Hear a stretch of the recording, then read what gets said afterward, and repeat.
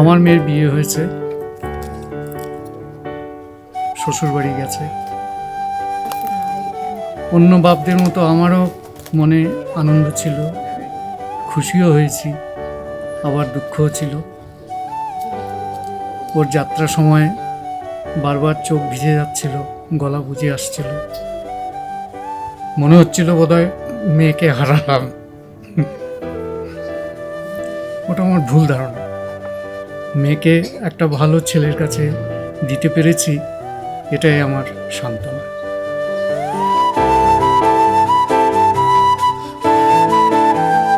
আমার সাথে ওর একটা রিলেশনটা অনেকটা আছে, তবে বাবার সাথে যেভাবে ও ক্লোজ, আর বাবা তো মানে মেয়ে অন্তঃপ্রাণ, মেয়েকে নিয়েই ওর জগৎটা, কাজেই বাবাকে একটু সামলানো একটু কষ্ট। আমি খুব প্র্যাকটিক্যাল, আমি জানি। কবে অনেক দিন আগের থেকেই ওকে বলছিলাম যে বিয়ে করাটা খুব জরুরি, খুব জরুরি।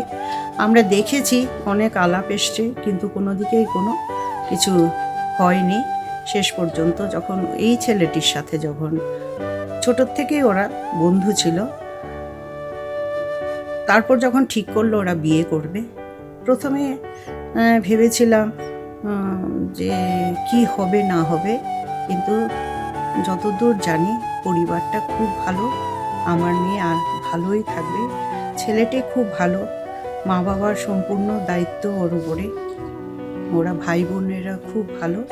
কাজে আমি ঈশ্বরের কাছে আমার একটাই খালি এখন প্রার্থনা যে আমার মেয়েটা যেন জীবনে সুখী হয় এবং সবাইকে যেন সুখে রাখতে পারে, এইটুকুই শুধু আমাদের মানে আমার মনের ইচ্ছে।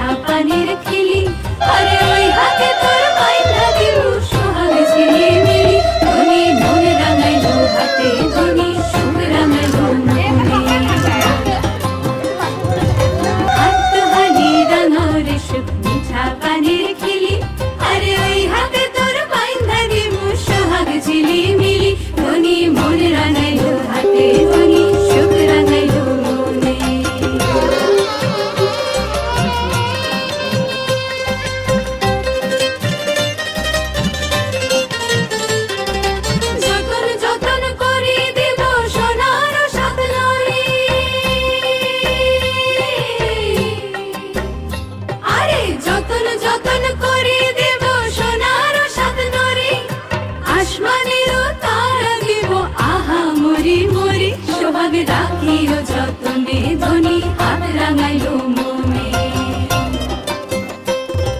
মোর দিমু পবন দিমু শক্ত ডিঙা ভরে, শক্ত ডিঙা ভরে,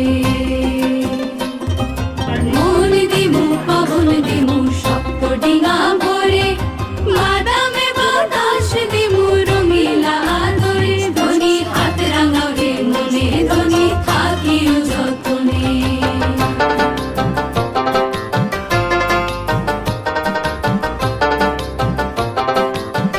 তো আমাদের ইন্ডিয়ান সিস্টেম অনুযায়ী সেটা হচ্ছে যে, যেমন যাকে গোত্র ছিন্ন করা বলা হয়, দ্যাট মিনস ওটা অ্যাকসেপ্ট করা নিজের অন্য একটা পরিবারকে নিজের পরিবার। তো সেই পরিবারের সুখ হোক দুঃখ হোক যা খুশি হোক, ও আমার নিজের পরিবার, ওকে ফ্যামিলি। ওটা বিদেশেও আছে, ওয়েলকাম টু দ্য ফ্যামিলি। তো ওই ফ্যামিলি মেম্বার যখন হয়ে যায় আর কি, তখন সেই ফ্যামিলির মান সম্মান রক্ষা করা বা নিজের হাজব্যান্ডকে সবসময় প্রোটেক্ট করা, যা হোক যা খুশি হোক, कुछ भी हो जाए लेकिन वो प्रोटेक्शन होना चाहिए। তো ওই জিনিসটা আমি ওকে আশীর্বাদ করব যাতে সে সাফল্যমণ্ডিত হয় ওই ব্যাপারে। আশা করি ওরা খুব ভালো থাকবে নিশ্চয়ই, ওর জন্য সমস্ত ভবিষ্যৎ জীবন যেন ভালো থাকে। আর আমি মনে করি অ্যাকচুয়ালি যে ব্রাইড এন্ড গ্রুমরা নিজের বিয়ে নিজেই ঠিক করা দরকার, কারণ লাইফটা তো ওদের, ওরাই তো লাইফ থাকবে। ওই যে মা বাবাকে আত্মীয় স্বজনের একটা মানে সম্বন্ধ করে দিয়ে দিল, কাউকে চেনে না কিছু না, ওদের ইয়েটা অনেক সময় ম্যাচ করে না আর কি। তো সেটা ওদের বোঝাপড়াটা নিজেদের পছন্দের লোক হলেই ভালো হয়। আশা করব ওরা খুব ভালোভাবে ওদের মানে বিবাহিত জীবনটা কাটাবে। আর এবং আরেকটা খুবই হচ্ছে সুখী কি, হবে।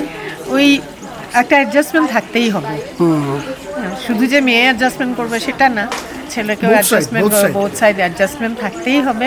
একজন আরেকজনকে বুঝতে হবে, যদি সেরকম চালাতে পারে তাহলে অবশ্যই ওরা ভালো থাকবে। Adjustment and sacrifice, sacrifice from both the side. ভালো থাকার এই আর কি। এইটাই কিন্তু একটা মূল মন্ত্র।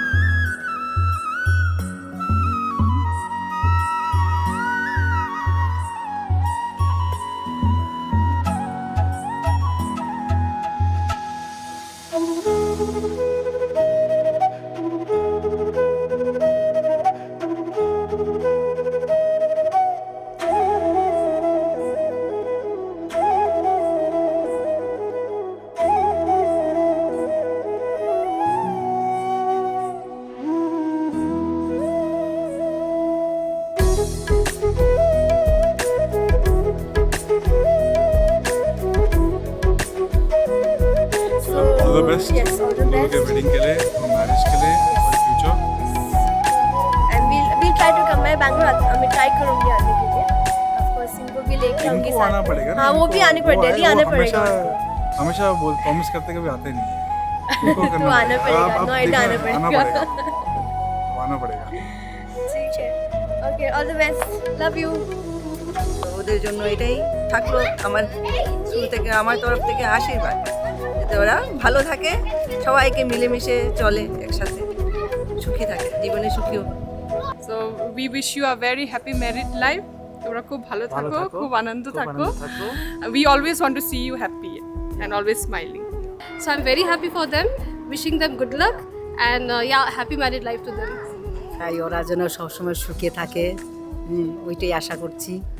আমরা আশা করি ওরা দুজনে যেন ভালোই থাকে, একজনকে আরেকজনকে যেন সুখে রাখতে পারে, ওইটাই আমরা চেষ্টা করবো আর কি। আমিও চেষ্টা করবো ওদেরকে ভালো থাকার জন্য, এটাই। Vijit Shamita, all the best and wishing you a happy married life.